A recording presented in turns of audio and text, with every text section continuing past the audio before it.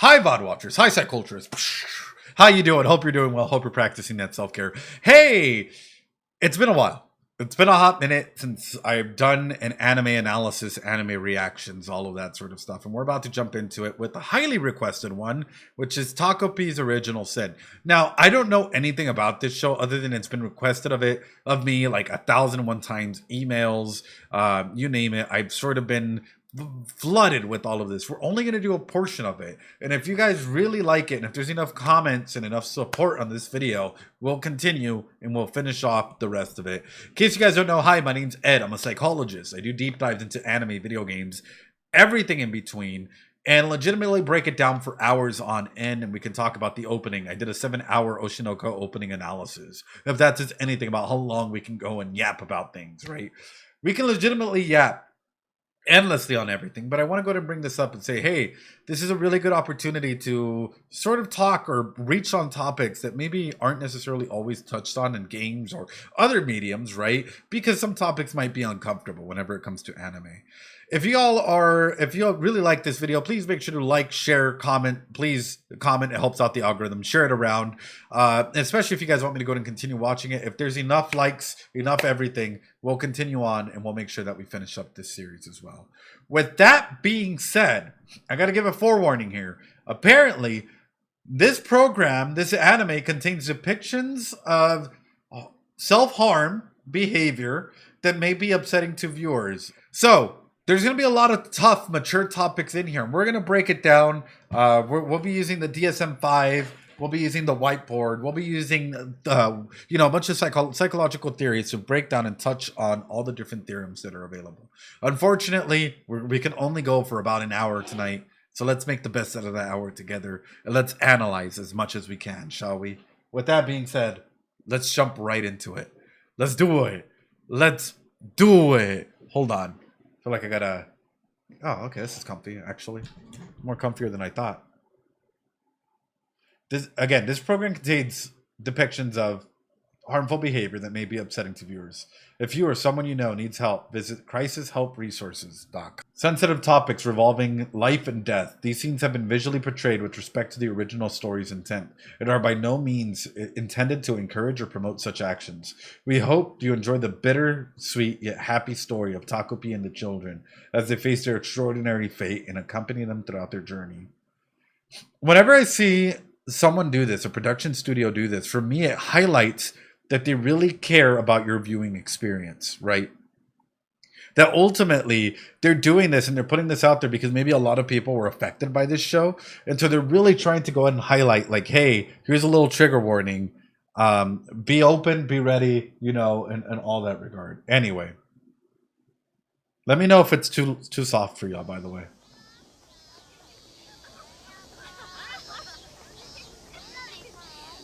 Takopi's Original Sin. In case y'all don't know, I don't know any. Again, I have to reiterate it. I don't know much about this show, so.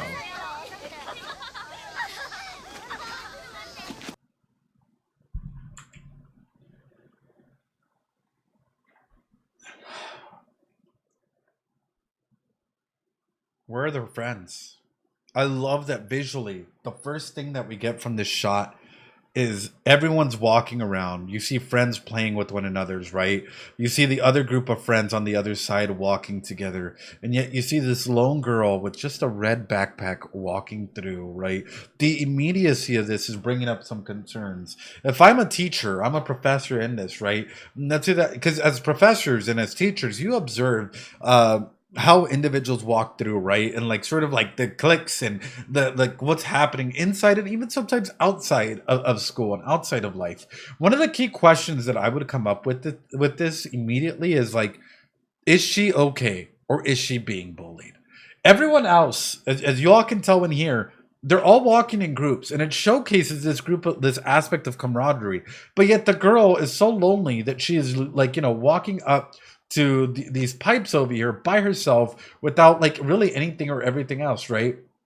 Without any other care. What's interesting is if you really think about it, that she's as plain as can be. A white shirt and like blue pants, while everyone else has more color. A red backpack, and that's it. even point it further. Let's look at the symbolism a little bit on this, right? The clock, right? Going towards time inside of this, right? And that's one of the key regards with this is, she's the only one that's going towards an area that's maybe deemed more hazardous or not, whatnot, and yet still venturing in alone, still venturing into an aspect of what might be considered time, hazard, alone, doesn't have friends. Environmentally, even in this shot, the composition of the shot that's in here, we're just seeing that it's more heavy on the left side, and yet she's isolated. Talk about a way to frame this immediately and a way to showcase like sort of where this might be heading. I don't know, but it does make me wonder, is she being bullied? And if that's the case, were you ever bullied as a child growing up? And what is something that you wish people would take into account that you feel like a lot of people don't fully understand, Fantastic opening. Not Melinda, thanks so much for the sub. I appreciate it.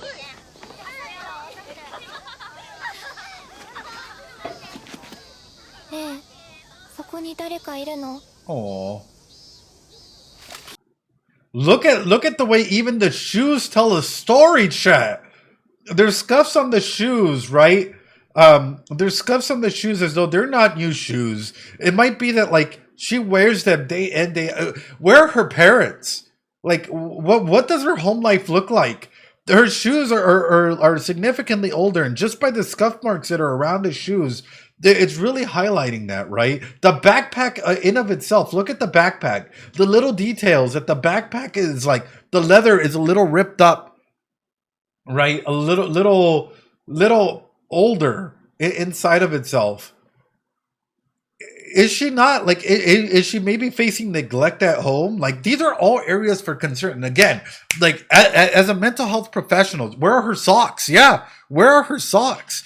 As a mental health professional, these are signs that immediately we have to be on the lookout for, right? Like, how are they dressed? It's called a mental status exam, right? And it's a full breakdown as to how are they physically? Do they have a clean pair of clothes, right? Do they not? Are they disheveled? Why are they disheveled? There's all these questions that are immediately coming in through, and it's like, where are her socks? Her shoes are a little dirty. Her backpack's significantly older. It doesn't look like she has friends. What is going on at home? And then how can we address that? Is home life even stable or good? Or here's my big fears. A lot of kids, a lot of teens, whatnot, if they don't have a good home, hurt people. And this comes from any variety of material. Vorpril, thanks so much for the resub. It doesn't have to be just her, right? This character in particular. It could be another character that's going through some trauma, through some whatever, right? Guess what? Hurt people. And my big fear for this character is that she might just end up being a punching bag for a lot of these other individuals, a lot of these bullies out there, that they'll just take it out on her, not knowing the full story or ramifications of their actions. And for her, whatever might be going on at home is being amplified by the fact of neglect on what she needs to be successful, to study and clean clothes and the hygiene aspects of things.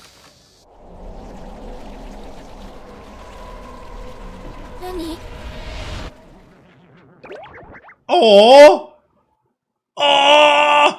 they're so cute. Yo, Adam, thanks so much for the sub. Starting a hype train. Look at the backpack, though. It's so beat up. Oh, my God. I know, so tiny, squishy.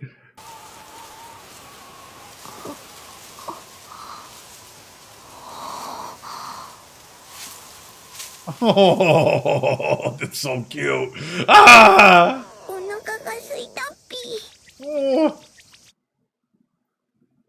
I guess it makes you wonder, right? Like, if we take it for what it is, and instead of going into it's a delusion, it's a hallucination or anything like that, let's assume it's real, right?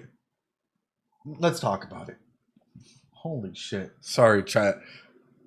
Sorry, chat. If this isn't what you signed up for, I don't know what is. Let's get to level 5 hype train. Let's do it. Let's bring this up.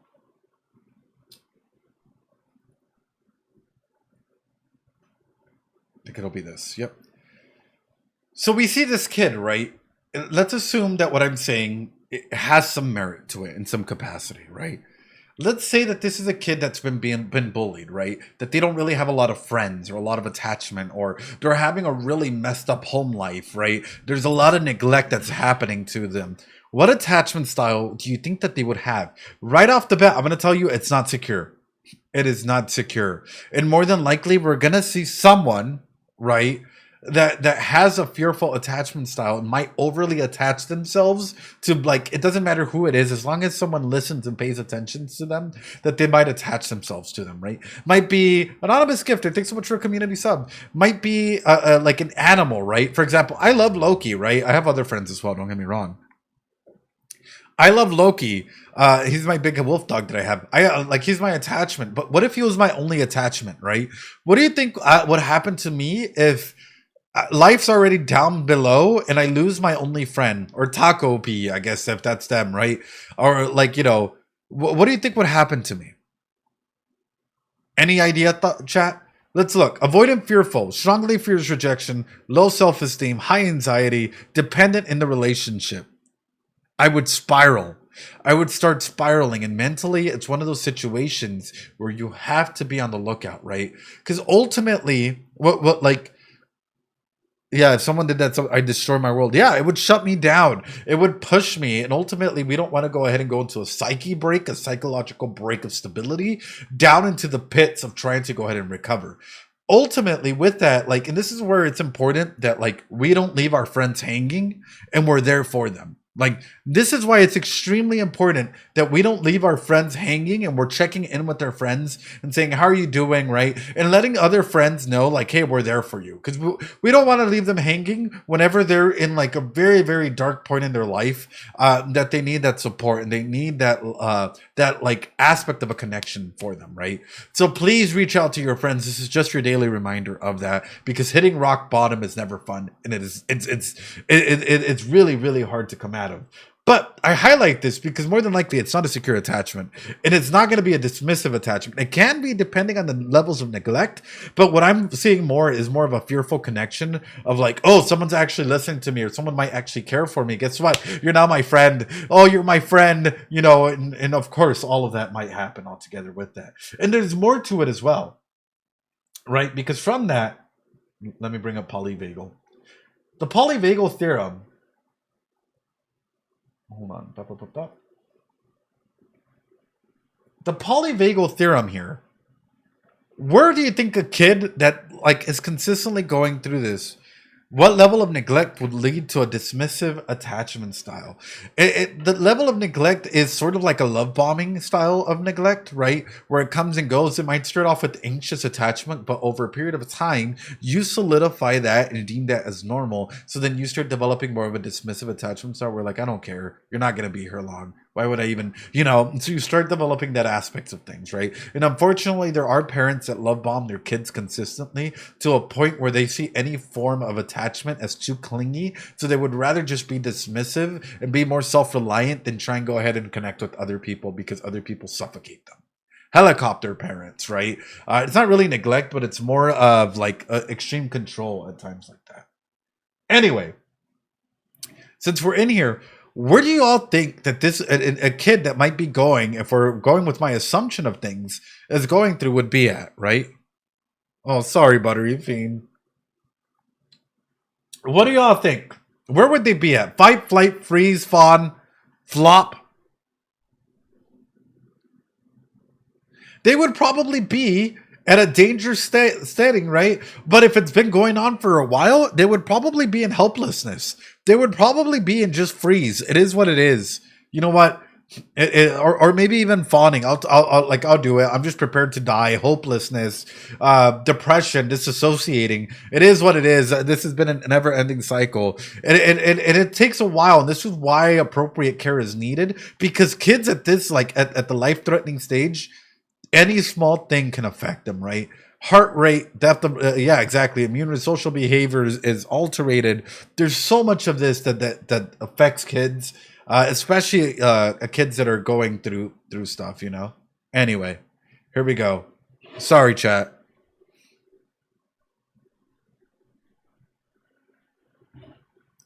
Okay.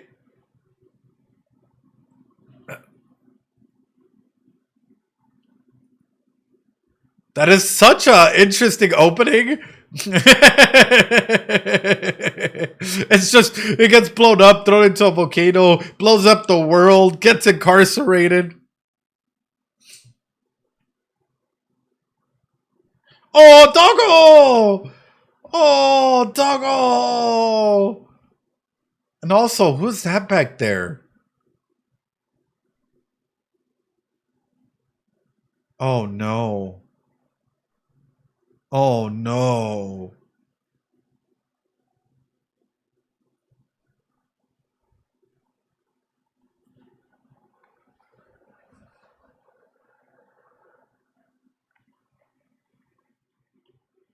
Oh no. Don't tell me. Don't tell me that that mom, of course, something against all our sex workers out there. Don't tell me that mom is an active worker at night, and the only attachment that the kid has is with the dog. During the day, mom is asleep for most of the time, and the kid like can't really connect with mom in any capacity. There's is this the form of neglect that we're seeing here? That maybe the kid was an accident and therefore not really cared for, and just given less than the bare essentials to survive. Oh no. If something happens to this dog, we fucking riot. If something happens to this dog, we riot. I feel like the tiniest thing would be a hair trigger for her to be in a crisis. Well, yeah. But look at that, right? The mom doesn't even check in on the kid. The kid's looking outside, right? The dog's always happy, right? Because dogs are happy to be there. They're more interested in their phone than they are on the kid. Think about that, chat. Oh. And I love the color choice for this, right?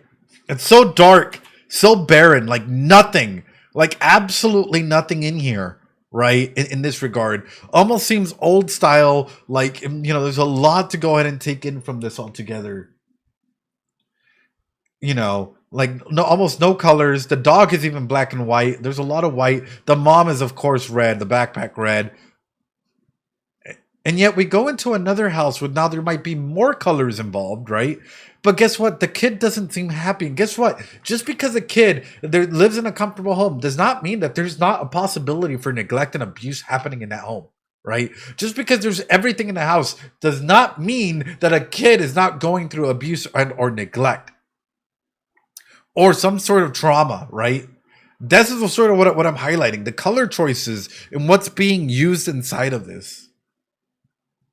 Oh, well, it seems like the mom's a lot more attentive here. But the kid is wearing black in this. The kid is wearing black and white, right? And doesn't seem to be in tune with mom. And dad is not there.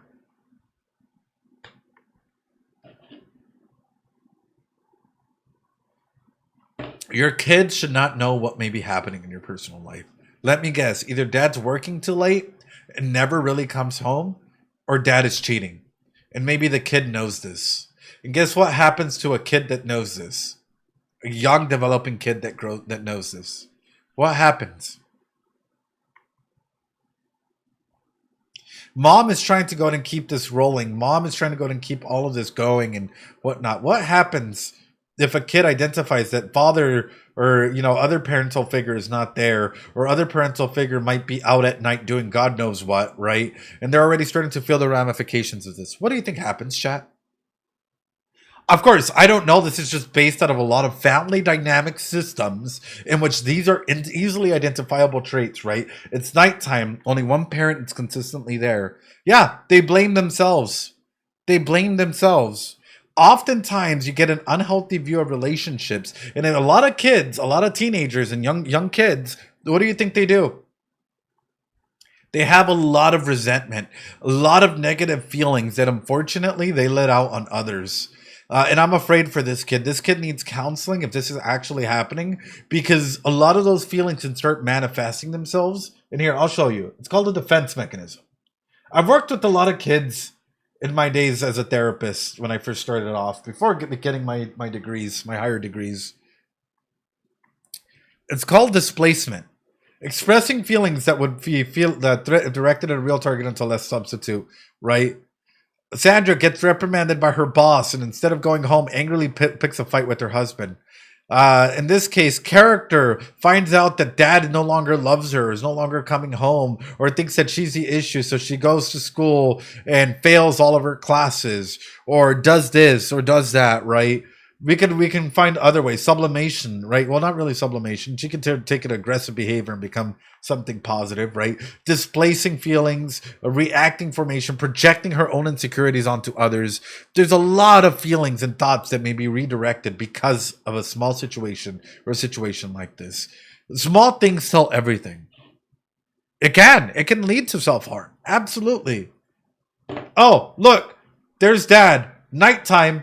On the phone, same way that the other parent was, the mom was, rather, drinking a beer with no one there. And the only spotlight that's really on would be on where the child sits.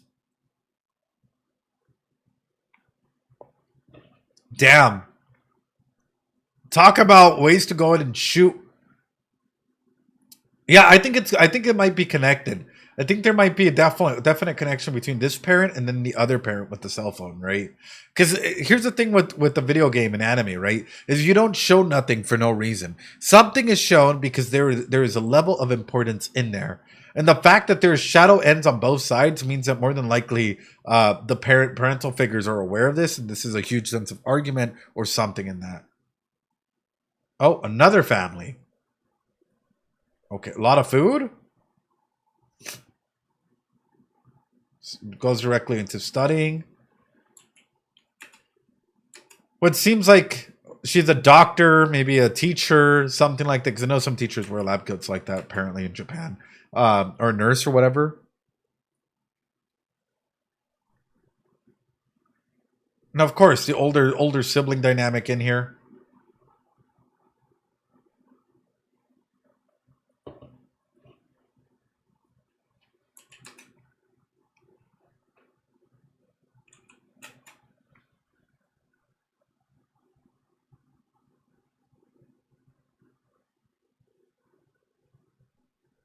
The immediate first shot of the character in what seems to be school is them kind of yelling and being angry.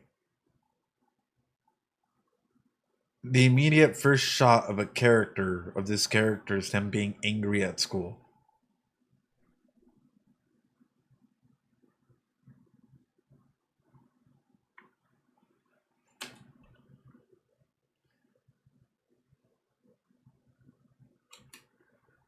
Fight, kid. Fight or flight mode. That kid's in fight or flight mode. We know that this kid is in hopelessness mode, helplessness mode. So they're just taking everything while the other one's angry at whatever's happening at home and taking it out on this kid. Unfortunately, this is not just fiction. This happens almost every day at school, at some school around the world. Unfortunately, yeah, this is all stuff that happens every day in real life.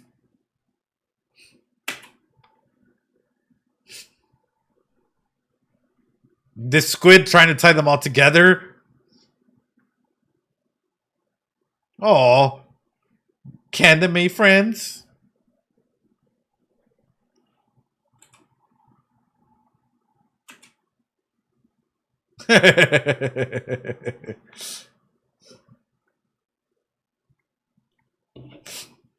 Oh, what a cute opening. What an awesome opening. I feel like it gave me quite a bit though. I don't know about the rest of y'all, but I feel like it gave me quite a bit to go ahead and just like understand the world. Hi, welcome on through. But what I find funny about this is just go back real quick, right?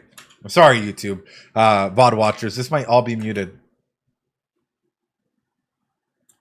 Do y'all sense something? Do y'all sense something? Wrong. I do.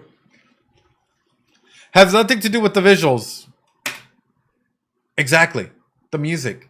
The music is more uplift. The music's more like, hey, let's come together, whatnot. But yet what is being portrayed for a majority of it It's pretty dark. It's pretty dark.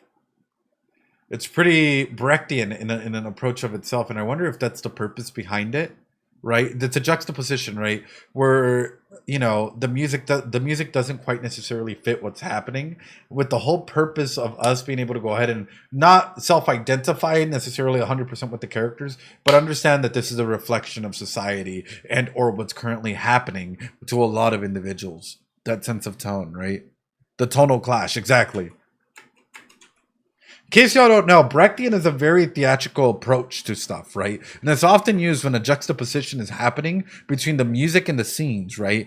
So it can be, for a lot of people, they get really distracted by the music, by the animation, by whatever's happening in there, as opposed to actually taking apart, like, hey, wait a minute, does this actually make sense? Does it fit or not? The Bertolt Brecht, exactly. All right, here we go. Happy end. Oh. Planet Happy.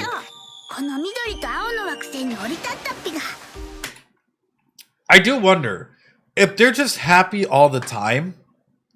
How would they feel like coming to a world where there's a lot of sadness, disaster, fear?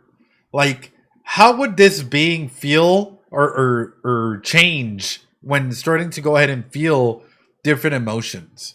Like, what would this do to them in this capacity? Would they be able to go back to their happy world if they experience all of these emotions back inside of that, right? That's a genuine question. Like, if you're always happy, that's an awesome, congratulations, right? But if there's no emotional fluctuation, the moment that you face adversity, would you be okay?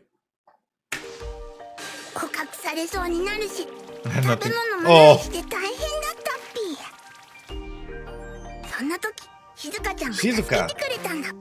Oh.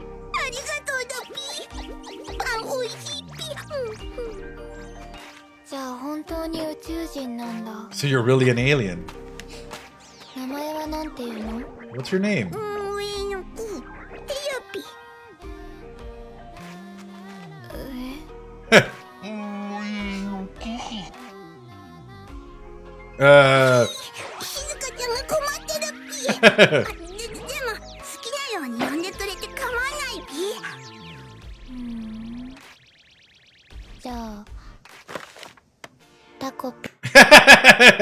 I had a feeling, right? The cute one has to be Takopi, like takoyaki. Cinema.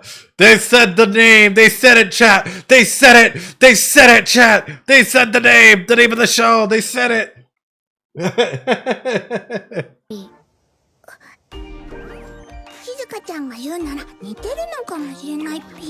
Shizuka says we do.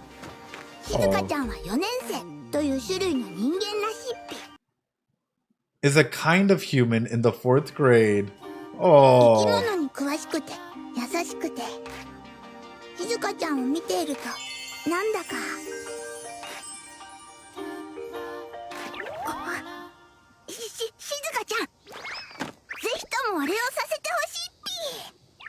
Oh. Okay.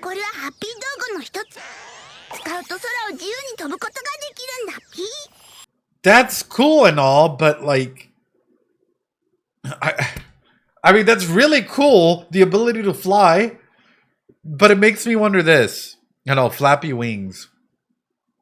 Makes me wonder this. What would that do to a person if you're given alien technology to address, say, issues that you're going through, right? Do you become self-reliant to a point where you abuse the weapons, or you abuse the toys, or you abuse the things that are being given to you? Because it's a new opportunity. It's a new outlook on life, or a new outlook altogether if you're able to fly, if you're able to go ahead and do things that aren't necessarily normal inside of that, right? Yeah.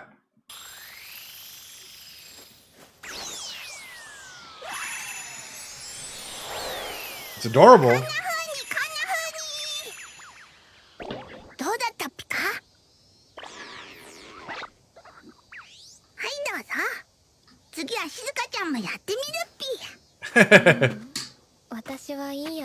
Oh.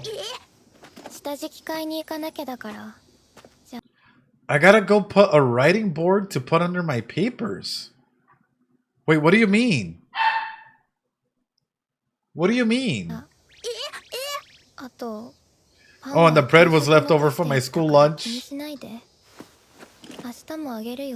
Oh.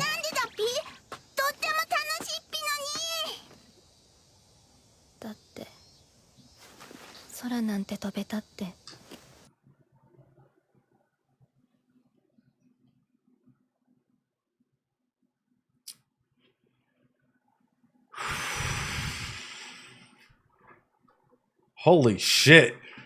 Oh, I didn't think we'd get hit with this a couple minutes into this. Even if I could fly, nothing would change.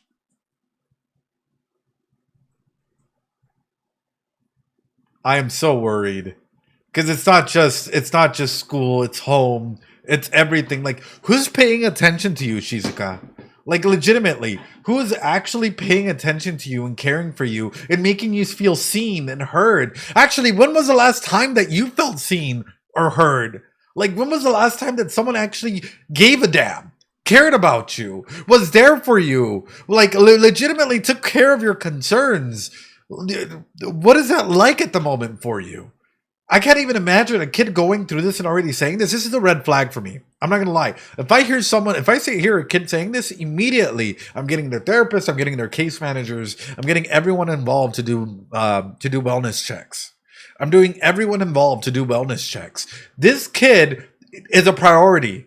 We cannot let her fall through the cracks of the system, right? Or leave her hanging without any support, absolutely, from the system at all, right? Because ultimately, she needs as much help as possible.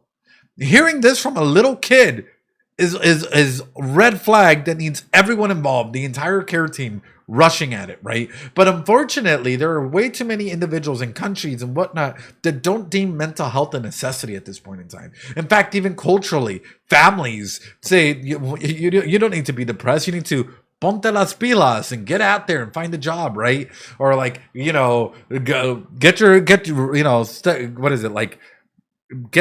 pick yourself up from your bootstraps and get going, right? There's all of these things that are consistently demonizing any form of mental health or checking in or the value of caring for one another. Ooh. Oh. Oh.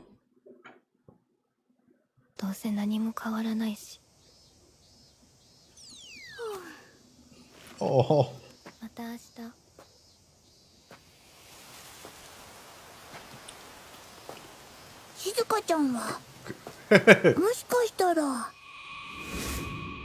を飛んだことがある So I get it. I get why they chose the perspective of this alien, right? Because they can deem innocence, right?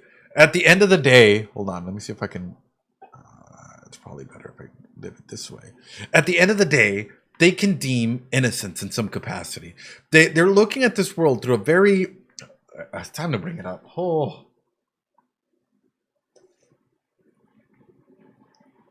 Takopi here is viewing the world through a very innocent lens, right? But what is the other aspect of things that I feel like we're seeing Shizuka go through, right? It's being the victim, right? Is being the victim of this altogether. So then Shizuka's safety is consistently at risk. Shizuka's safety, being that this is Jungian archetypes, means that Shizuka's safety is consistently at risk, and it means that she does not feel safe anywhere that she's going in through.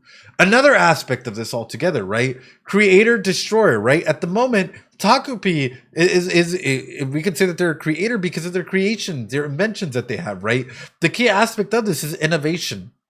What happens if Takopi were to start using some of these innovations, some of these creations towards negative stuff? They can become a destroyer quite quickly. Even more so, where would you put Shizuka in all of this? Here's another one. Everyman or follower? Follower. The big issue at place is belonging. But at the moment, Shizuka doesn't belong really anywhere, unfortunately. Unfortunately.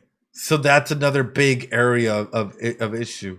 And maybe control of environment, control of self. Yeah, could be an aspect of that. Do they see themselves as though having control of things or not? Right? Is it out of their control? And whoever's doing that, are they a tyrant, a villain? Like, what is happening? There's a lot to take in on that, and a lot to go ahead and just dissect from that. 確かにこの星には飛ぶ生き物が多いっぴし、人間も鳥たちに混じって。静香ちゃん、これも訓練の一つだっぴか？違うけど、ちょっと静かに。学校の人いるから。It's the animal shelter. 学校とは静香ちゃんが毎日行ってるところらしいっぴ。それでさ、マリナちゃんに言われた通り、下敷きば。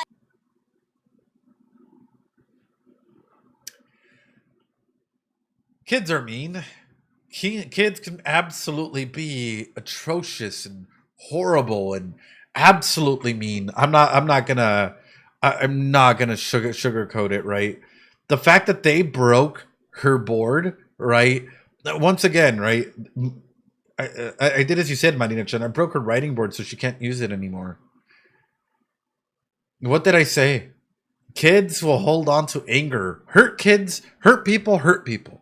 Ultimately. Hurt people, hurt people. I wouldn't even be surprised if it actually turned into physical abuse at school, where they're like shoving her into locker rooms or punching her or trying to do like absolutely horrible things to her, right? Because hurt people hurt people. But is this the fault of the kids? Yeah, some of us can say, yeah, you know what? Kids are partly to blame. But whose fault is it mostly, chat? At this point in time, without even needing to go further, whose fault is it mostly?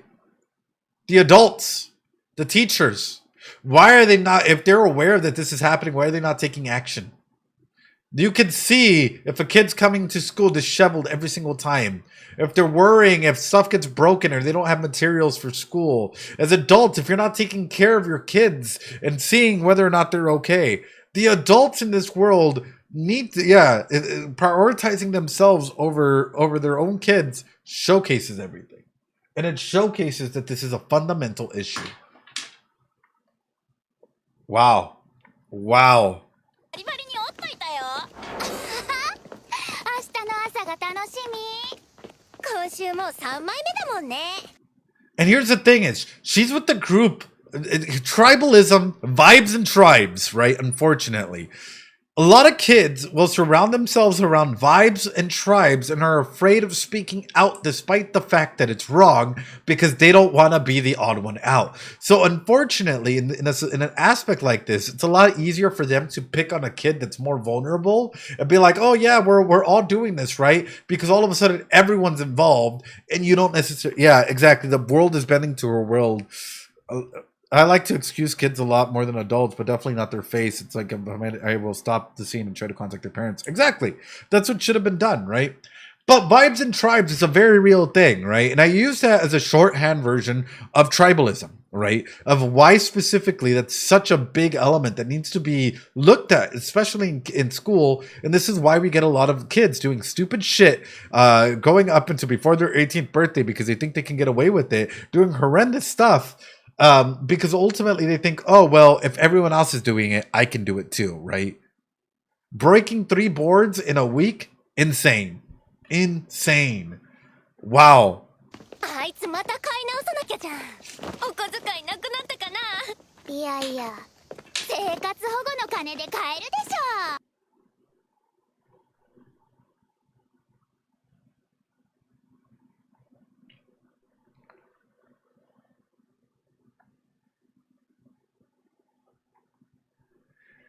As a kid that grew up depending on welfare money, on SNAP benefits, on, because my parents really couldn't afford to pay all the bills and we lived in a trailer park and it was rough. Yeah, this is not okay. Who taught her that? It's more than likely the adults. Kids don't just pick things up pick things up from nowhere, right? That's a crazy thing to say. That's a crazy thing to say.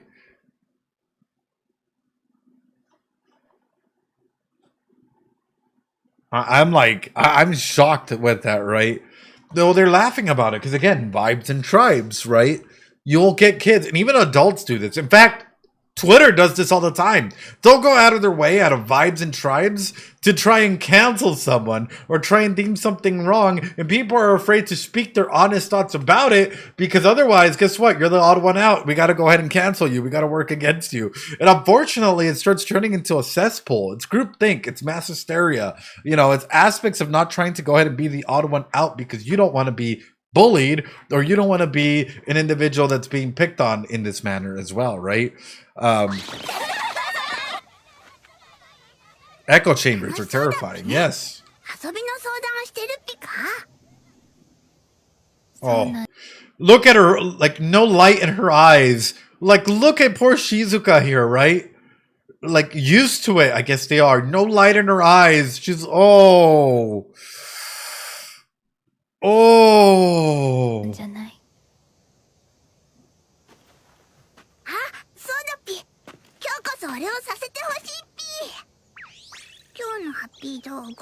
Today's happy gadget.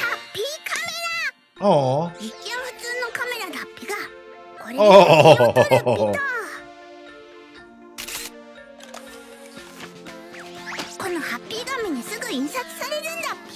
Uh-huh. でもこれならスマホのが良くない？意外と重いし。でもこれにはとっておきの機能があって、そろそろ下敷き買いに。Has a special function? Don't tell me that it's like a save point. Oh no! Don't tell me that it's like a save point or some shit. Like, immediately my mind went into, why would you do that? That feels like such a video game mechanic. We're just done playing Deltarune and stuff like that, where the star, like little star shines, or you're able to go ahead and be like, oh, okay, there's ReZero brain rot. Yeah, I'm playing too much Deltarune. I'm immediately thinking, wait, it's a cute pink camera.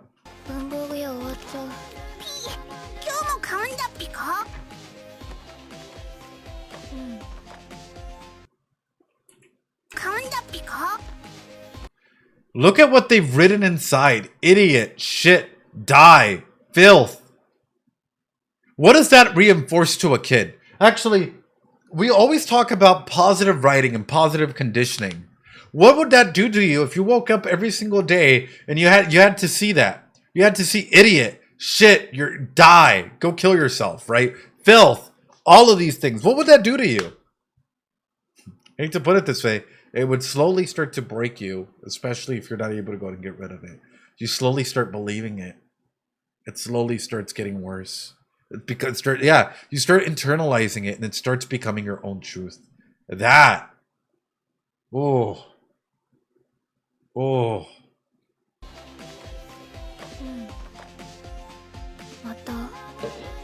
Mine's gone missing again.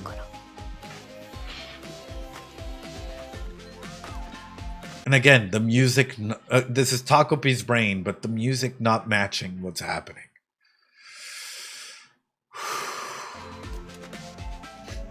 Making excuses for it, right?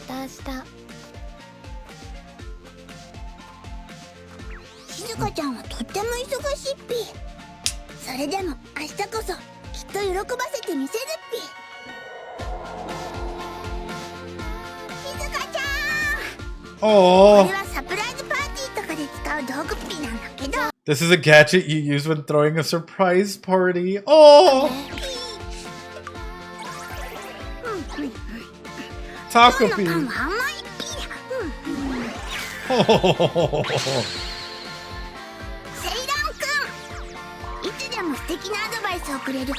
Will always give you wonderful advice and be your best friend. Hey. I know Takopi's innocence really hurts, right? Where she's going through all of this and keeping it to herself, not really sharing it.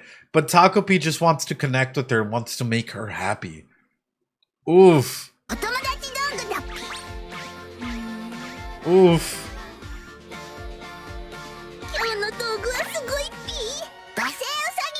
Sounds just like a rabbit. Oh, どうしたっぴか？チャッピーにご飯あげなきゃだから。 Chappie. ハッピー？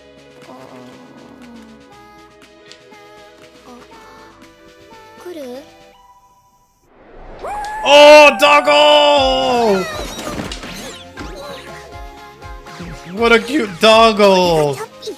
でかいっぴー。 Oh. Oh. And she's so happy. Oh.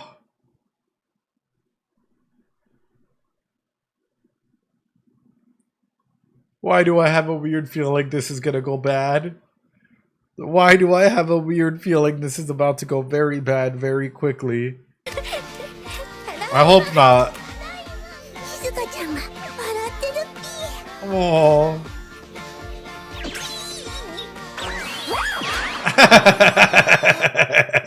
That would be what Loki does. If I brought, like, Loki would immediately be like, "Oh, new toy?" 出ちゃダメだよ。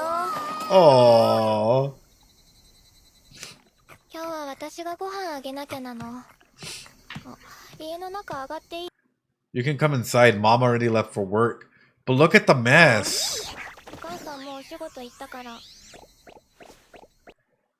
Like there's stuff in boxes not really cleaned up, right? Not really put out there. There's not really a lot that sets her that she's escorting.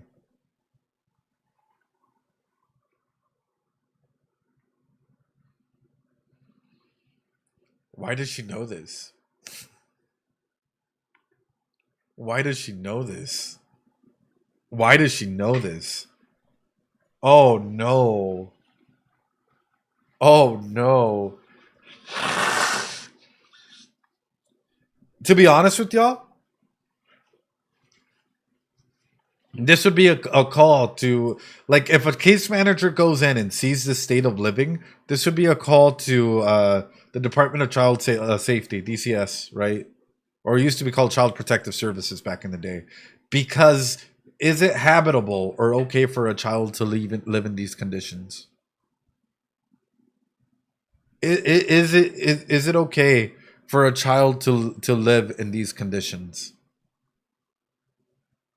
Mom is honest.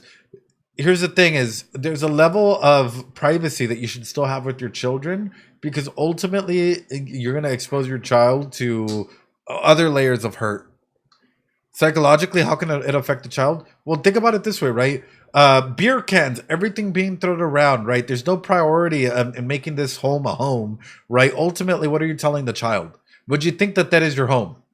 If nothing around you is valuable, nothing around you is even worthy, right? Are you worth it? Not only that, Shizuka hasn't even changed clothes. Shizuka hasn't even changed clothes, y'all. It's the same clothes that she's been wearing. Yeah, and so you'd internalize that you are not worthy of anything else, right? When it's not. Exactly. That it's okay to live like this when it's not. Yeah. Yeah. 同伴なんだって。ぴ？同伴ってなんだぴ？お客さんと一緒にお店行くやつ。 To different そりゃ places. そうだぴ。 Why does she know this? This is not okay for a child to know. This is not okay for a child to know. Like ooh. Imagine her saying this to her friend, not even friends, to the other kids, classmates, whatnot. What do you think that this would do? What do you think that this would do? The other kids could start poking fun and bullying her for this. She's in 4th grade. She's in 4th grade. And if they already know, is this what's leading into the bullying? パパはどこだぴ？パパはいないの。 Ooh. 人間はママ。 You're so innocent. You are so innocent, Takopi. Oh my goodness, you're so innocent. It's adorable. You are so innocent. Oh, Takopi, no. こんな No. 子供を作れるぴ？すごいぴ。チャッピーとはすごい小さい頃からずーっと一緒なの。 So you... Oh, パパが置いてってくれたんだよ。 Dad left them for チャ me. ッピーが大好きなの。 Oh! チャッピーがいれば私は大丈夫。 So Choppy's the one that's keeping you nice and stable, right? Is that what you're saying?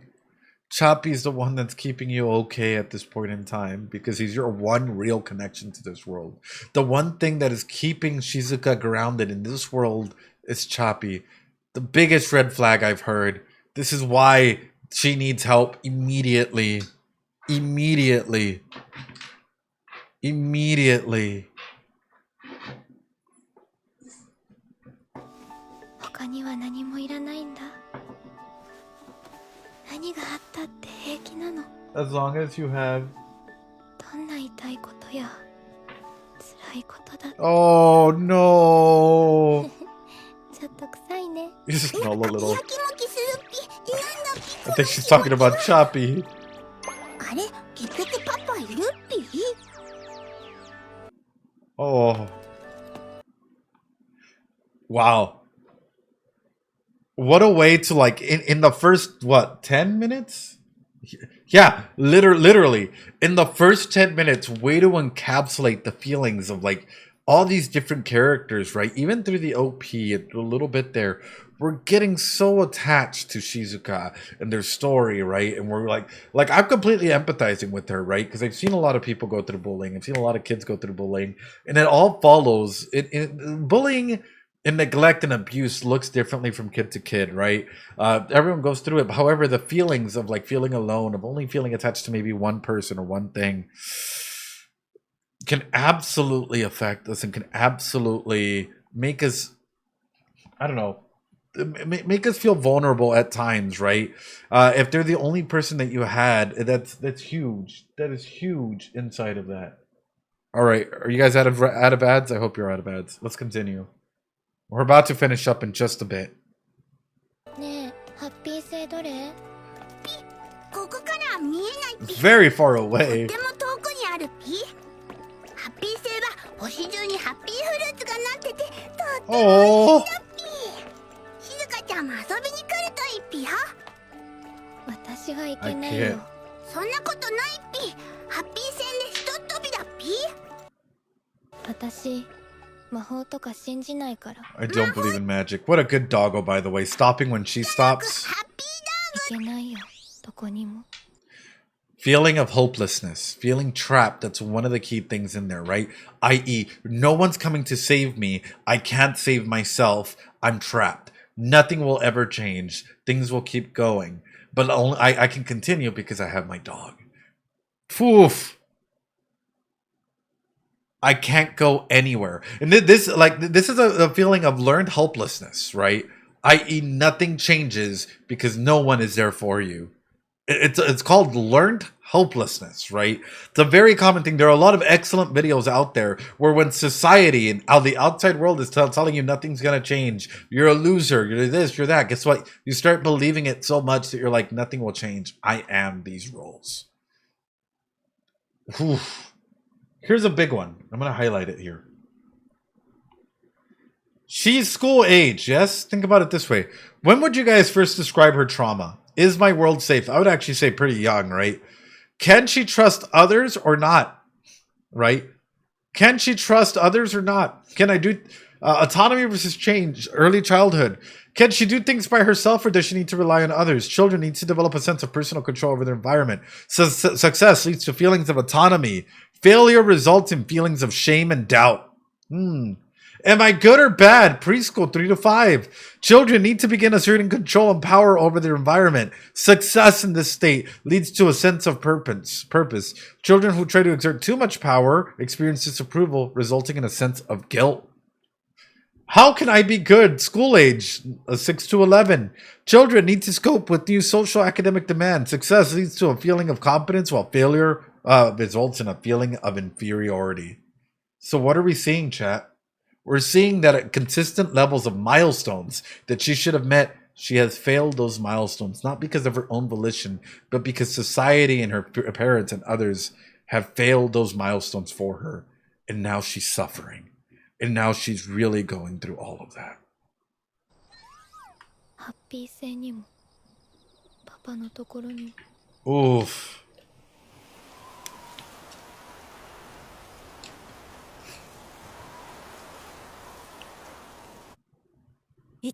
愛しい我が子よ。このハッピー道具を使っておーあまねく宇宙にハッピーを広めるのです。ただし気をつけて、決して掟を破ってはなりません。 You must never violate the rules. ママ、掟どころか僕はまだ道具を使ってもらうこともできないっ Oh. ぴ。でも静香ちゃんにもっと笑ってほしいっぴ。 Oh. 静香ちゃん、今度は僕が静香ちゃんをハッピー星に招待するっぴよ。ハッピー道具もたくさんあるっぴし、それでだからそういう魔法とかはそれできっと静香ちゃんをものすごい笑顔にしてみせるっぴ。 Oh, that sweet, innocent nature of his is just. Oh. Oh. ハッピー星は終わっちゃって僕がしばらく帰れないっぴから今すぐには行けないけど、でもいつかきっと。タコピー Oh. タコピーは無臭だね。 Oh. じゃあもう帰るね。 Absolutely 静香ちゃ adorable. ん、 Light returned to her eyes and that little smile. You gave her hope. That's what you did, Takopi, is you just gave her a little bit of hope. また明日。 You gave her that hope, Takopi. Absolutely amazing. The fact that Takopi, right, didn't necessarily, bring all the happiness and everything to her, but just gave her a glimpse of hope, enough for her to hang on and say, I'll see you tomorrow, is beautiful. That is powerful in of itself. There's a lot to take apart in this anime. There's a lot to go ahead and dig in. And trust me when I say we can go on endlessly about it in this regard. Absolutely phenomenal. The fact that, number one, we've already grown so attached to Shizuka, and we're understanding their circumstances and how hopeless and bleak the future does look for Shizuka in this regard, right? But Takopi is slowly giving her that aspect of hope, and for how long we don't know, because of course there's 6 episodes, so I'm pretty sure we're about to see something go up and down. And with all the trigger warnings and stuff at the beginning, I'm scared, and with good reason. Nonetheless, that brings us to the end of part 1 of Takopi analysis. I hope that you all liked it. We are only around 12 minutes into the show. We're only 12 minutes into the show. And I guess I'm going to ask you this. Today, do you have a support system in place for you? Do you have people that you can reach out to, people that you love and people that you care about? I hope that you took something away, maybe a little bit more of a realism or knowledge or psychoeducation from the concept that we talked about and sort of how it applies to them. And maybe you can take that and analyze that. And take that and be like, okay, that makes a lot more sense. Maybe it helped you out a little bit. Overall, if you guys want me to go ahead and continue this, I really want to make sure that this does really, really well. If it does really, really well, if it does absolutely phenomenal, we'll continue doing little pieces of Takopi as I do an extra stream from time to time. We'll do an extra piece of Takopi. Come and check us out on Twitch and YouTube. We go live every Friday and Sunday at 6. Fridays is at 6 p.m. Mountain Standard Time, and Sundays is at 1 p.m. Mountain Standard Time. I hope you all practice that self-care. Take care of yourselves, and if no one said it, hey, I'm proud of you. Please look for a mental health support in your area. We have a Discord that's there and available for you. And please make sure to leave a like, comment, share, and subscribe. It means the world, and it would mean that we can continue doing Takopi's Original Sin.